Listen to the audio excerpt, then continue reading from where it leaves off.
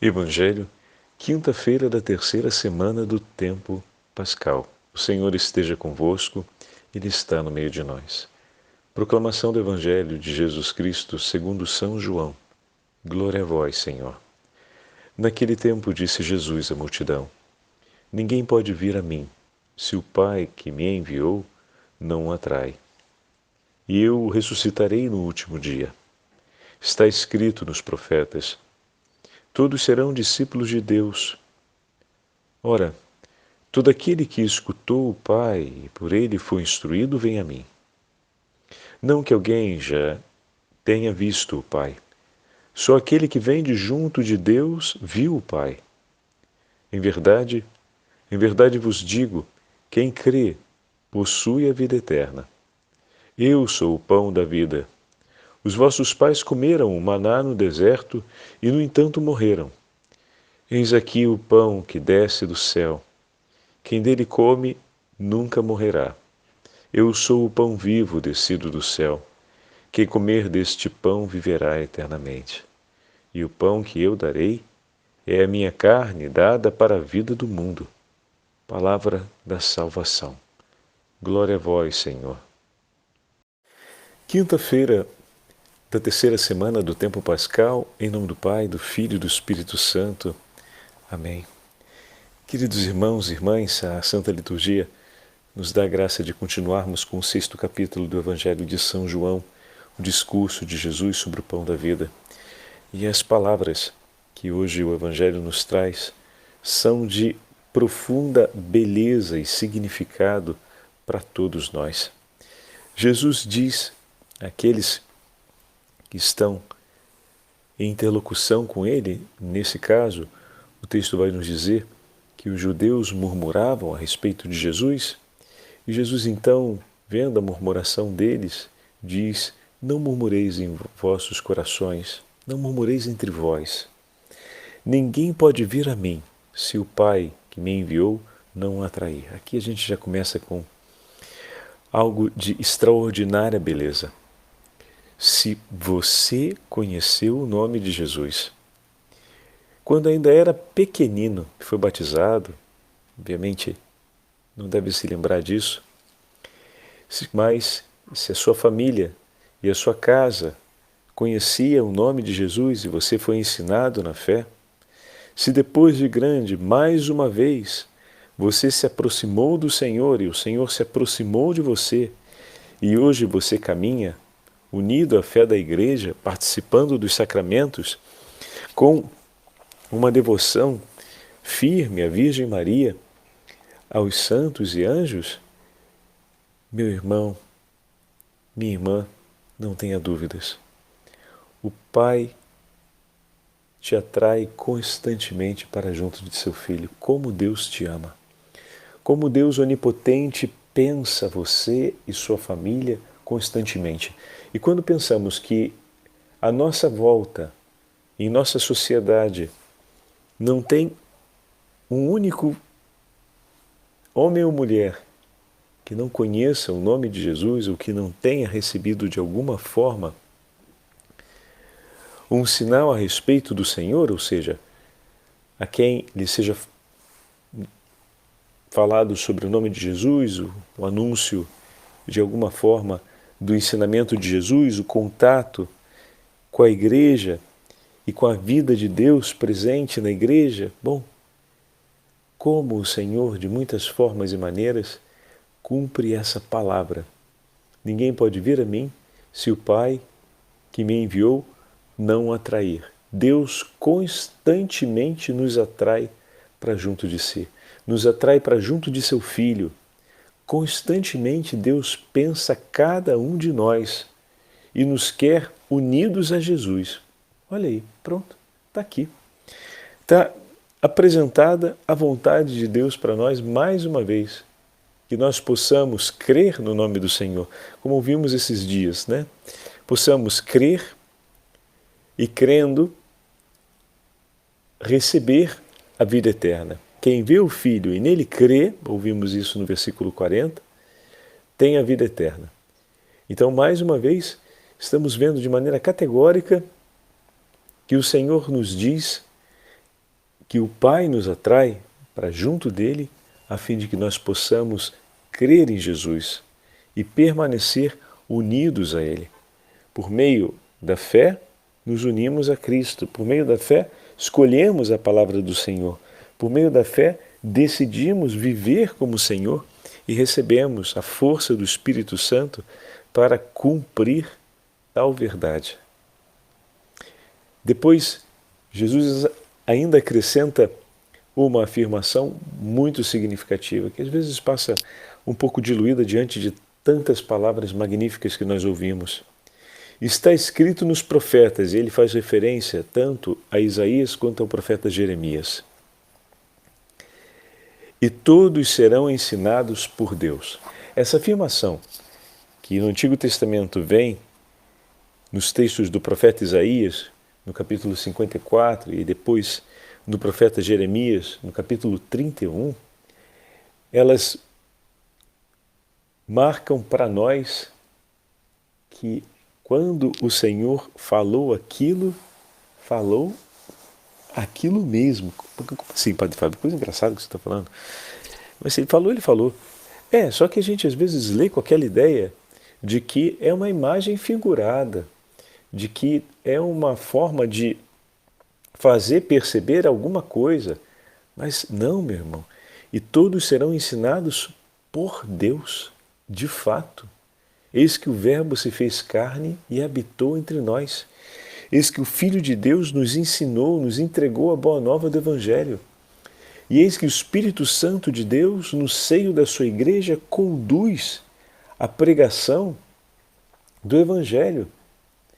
E todo aquele que anuncia em nome de Cristo tem em si o Pai, o Filho e o Espírito Santo que repousam sobre o seu coração, porque essa foi a promessa do Senhor. E todo aquele que recebe o anúncio do Evangelho e guarda a palavra de Cristo em seu coração, eis que o Pai e o Filho vêm e fazem nele morada. Então, de fato, é o próprio Deus. E todos serão ensinados por Deus, realmente por Ele. Realmente. É precisa essa palavra, que naquele momento dos profetas, eles não conseguiam compreender a grandeza dessa declaração. Mas hoje nós podemos compreender a grandeza dessa declaração. O próprio Filho de Deus nos transmitiu a Boa Nova. Ele é a Boa Nova. E cada vez que nós anunciamos o Evangelho, anunciamos pela potência do Espírito Santo, porque anuncia o Evangelho aquele que o recebeu e quem o recebeu. Eis que o Pai e o Filho vieram e fizeram morada em seu coração, e dessa forma é o próprio Deus que anuncia em nós o Evangelho da vida. E todo aquele que recebe o anúncio que o próprio Senhor conduz. E ao receber em seu coração a palavra, eis que o Pai e o Filho, pela potência do Espírito Santo, vem sobre ele e faz nele morada. De fato é o próprio Deus. Desde o momento da encarnação até os nossos dias, é Ele quem nos ensina. É Ele que anuncia a Boa Nova. Olha que fantástico. E quando 2 ou mais estiverem reunidos em seu nome, Ele mesmo disse que estará no meio de nós. A partir do momento que o meu irmão acolhe o Evangelho, tem mais uma promessa para isso. Não apenas que acolhendo o Pai e o Filho pela potência do Espírito Santo virão e farão nele morada, mas a partir do momento em que ele acolheu, nós agora rezamos juntos em nome de Jesus, e onde 2 ou mais estiverem reunidos em meu nome, eu estarei no meio deles de fato. Essa segunda promessa confirma a primeira.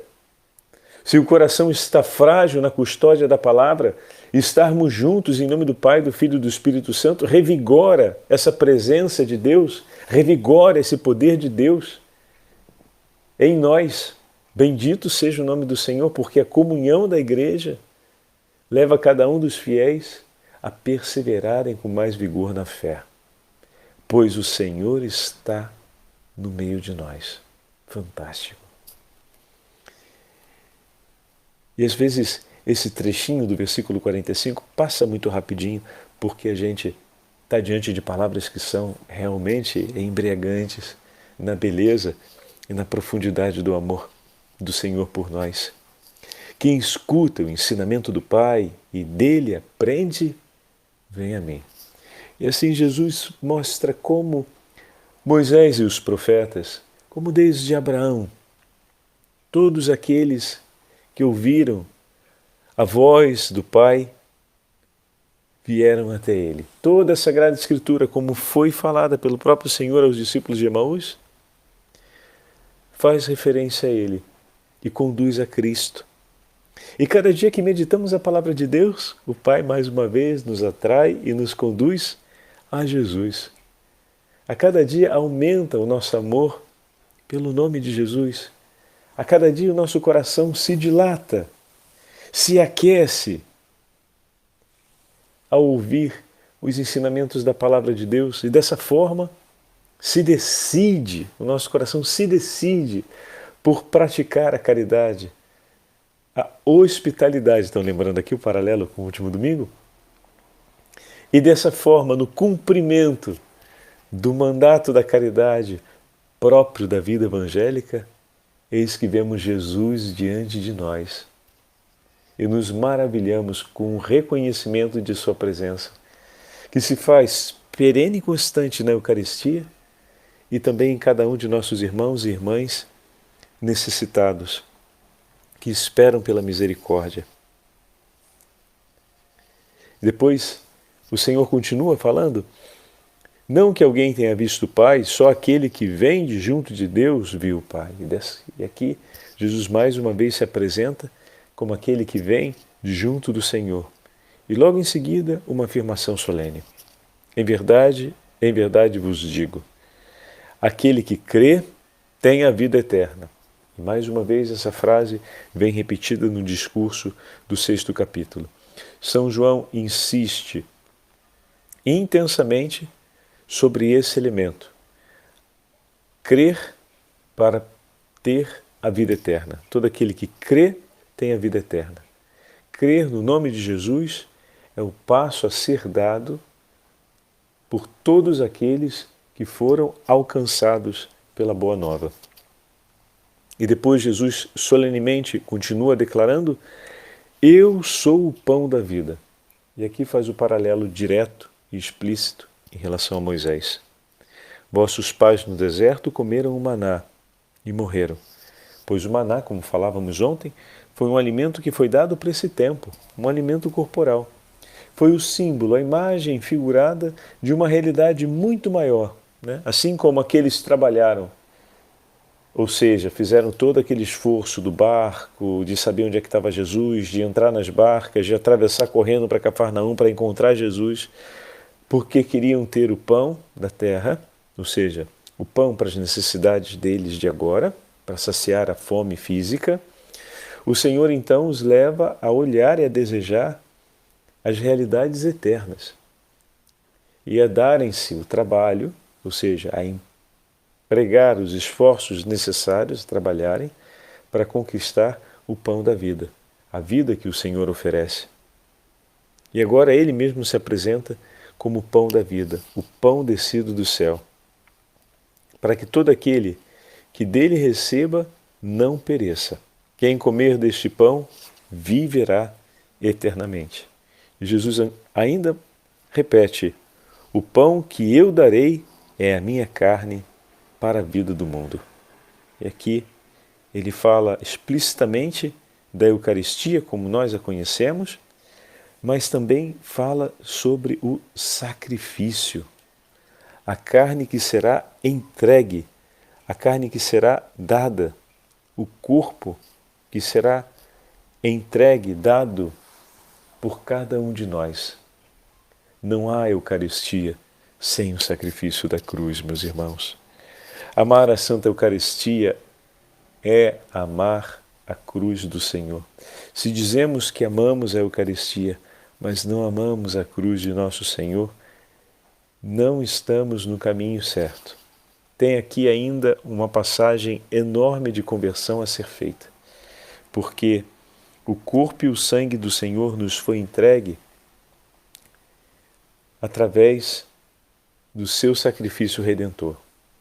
Dessa forma, amar a Cristo significa amar a cruz do Senhor. Desejar seguir a Cristo significa desejar se unir em sacrifício de amor a Ele.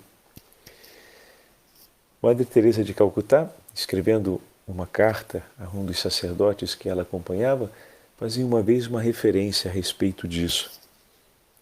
E recordava um dia em que lhe foi concedido de distribuir a comunhão para as irmãs, e que naquele momento em que ela fazia isso, foi alcançada por uma luz interior e ela se deu conta de maneira muito comovente de como tinha entre suas mãos o próprio Deus. Olha que interessante. Madre Teresa continuamente, no exercício da caridade, tinha em suas mãos o próprio Senhor. Na figura de cada um daqueles idosos, cada uma daquelas crianças, cada um daqueles moribundos, cada um daqueles homens e mulheres a quem ela realizava a caridade. Em muitos momentos ela teve a clara percepção de que em cada um deles estava presente Jesus. E em nenhum momento ela desconfiou disso, no sentido de fez sem essa consciência, porque ela agia à luz do Evangelho e conhece a promessa do Senhor que diz que estaria em cada um deles e vai ao encontro deles por amor a Jesus. Mas em um momento específico ela faz essa referência em que, olhando e tomando nas mãos a Santa Eucaristia para distribuir às irmãs, ela percebeu a mesma coisa, ou seja, a presença de Jesus. Não se trata aqui de uma compreensão de fé no sentido de que antes ela não pensava que fosse, não é disso que eu estou falando, mas de uma luz espiritual, ou seja, de uma experiência espiritual mais forte ali naquele momento. E imediatamente ela pensou em quem? Pensou nos sacerdotes. Pensou nos sacerdotes.